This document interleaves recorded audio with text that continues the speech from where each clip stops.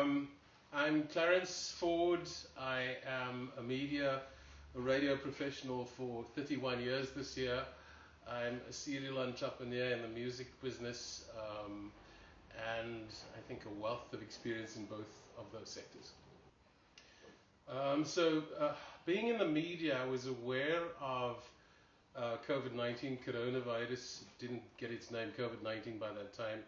I was aware of the toll that it was exacting in China specifically, and I had reported on that on a daily kind of basis, and then of course Europe as well. But we thought, being here on the southern tip of the African continent, we'd be a little immune to that. We have seen MERS before, we have seen SARS before, which are also types of coronaviruses, and we thought that maybe we would be lesser impacted than this one. So it was their problem kind of thing, other than us, other humanity's problem, not ours. And then it started creeping up on us, and unfortunately our year literally ends with Jazz in the Rocks, which is our biggest project. At the end of Feb, we went ahead with that blissfully unaware of what would unfold in March. Of course, it crept up on us, and then when the first positive case was recorded in South Africa, and President Cyril Ramaphosa took to the television screens and forced a lockdown, it dawned on us that it was our reality. At that time, one person was infected.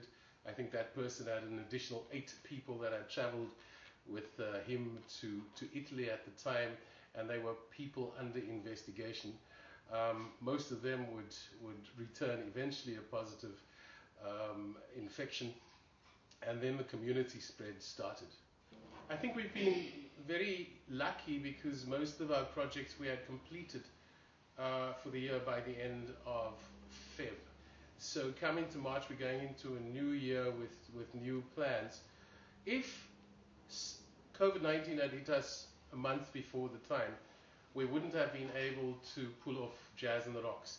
And I think that would have meant a pretty difficult, if not intolerable, business kind of situation that we would find ourselves in. We would absolutely find ourselves in a position not to be able to pay our suppliers, and our business would be fundamentally and probably permanently compromised.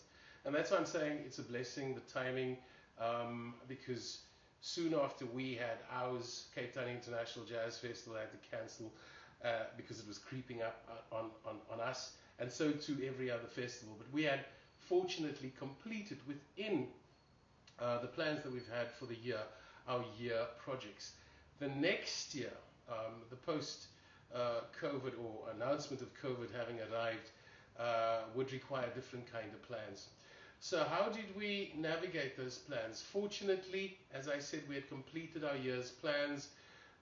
We needed to cancel or postpone some of our international projects. We have 2 such projects, and both those projects were cancelled, not by us, but by the countries that we were going to. We have a big annual golf challenge out in Southeast Asia, and we have an annual trip to the North Sea Jazz Festival, which were cancelled by the hosting countries because of COVID-19. We tried to get refunds from airlines and from accommodation, hotels, people who have been paid for these trips. They refused point blank to give any refunds to the groups out of South Africa. They said instead they would give us a voucher which is redeemable for a period up to a year. And it took a lot of hard work to deal with the kind of issues related to that. Some people in this pandemic lost their jobs, were unable to do the international trips with us, needed the money very desperately to survive, and we were able to sort them out, albeit that we've not received any refunds from other people. That's the first wave. The second wave, of course, in December hit us really hard because we had thought that things would have settled down by the end of 2020. It hasn't. So at this moment in time, early in 2021, we are in a wait and see kind of mode. We will respond regardless of how that response is necessary. If the president allows for 500 people or for 10,000 people, we will respond accordingly. But we've planned our business around the vulnerabilities that COVID-19 and its impact presents to us. So I think we are prepared. We are lucky to be able to prepare with COVID being our reality, and it would lessen the kind of impact that COVID could have on a business like ours. We have 7 annual projects, and that's growing. One of the projects, for example, is Moss Jazz, which happened in November 2019, and the next one would have been in November 2020.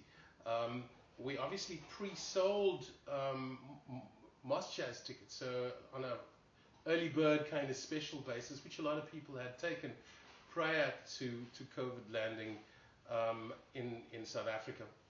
When COVID became our reality in March, we made a decision not to sell additional tickets in the hope that COVID-19 would abate by the latter part of 2020.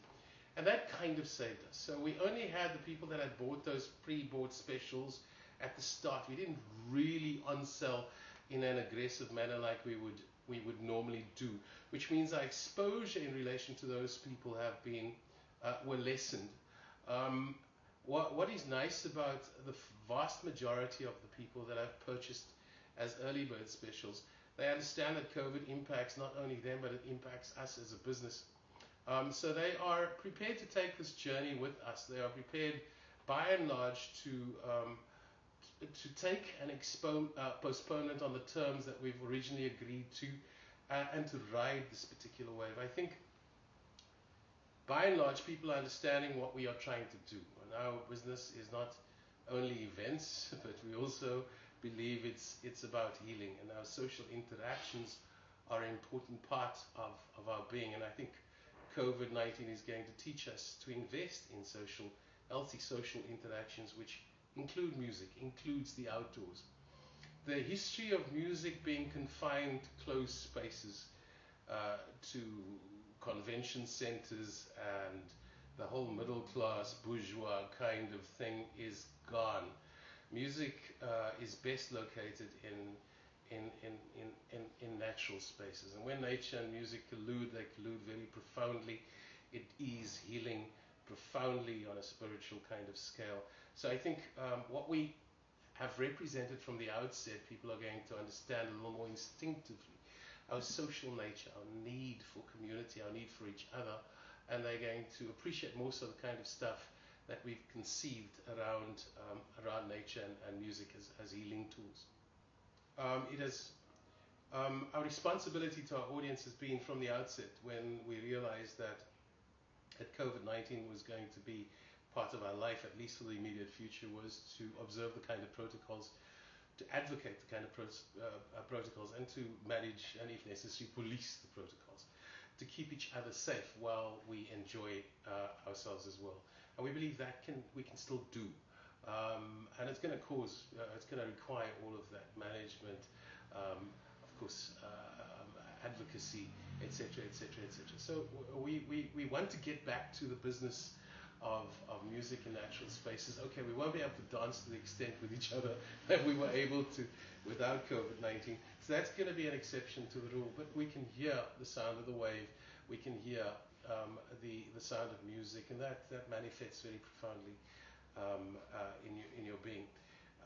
The vaccines are very important in terms of us normalizing or going back to a semblance of normality that we understand. I don't think normality is going to be what it was in a very short period.